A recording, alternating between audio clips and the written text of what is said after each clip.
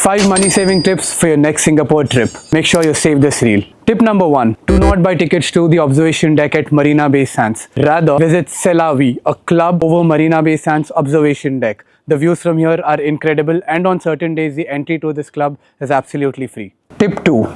Do not buy the express pass at Universal Studios Singapore. Rather, do this. Download Universal Studios Singapore app. This shows waiting time at each of these rides. You could strategically time your rides in a way that you avoid crowds. You could also start off from your left because most of the people start off from their right. By doing this, by the time everybody is done with those rides, you could eventually get there and avoid those big waiting times at each of this ride without having to spend that extra 10,000 bucks. Tip number 3.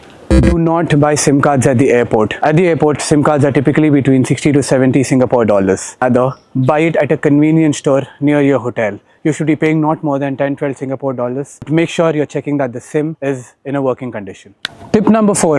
Download the app Chop. It is the Singapore parallel of Zomato and it offers you great discounts on dine-in. Tip number 5. Avoid eating at those expensive restaurants offering you the view of Marina Bay Sands. Rather, head to 70 Boat Bay, a beautiful walking street offering you unparalleled views. There are also many Indian restaurant options here offering you the same views at a fraction of a cost. So what are you waiting for? Go ahead and book your next Singapore trip with Offcourse Holidays.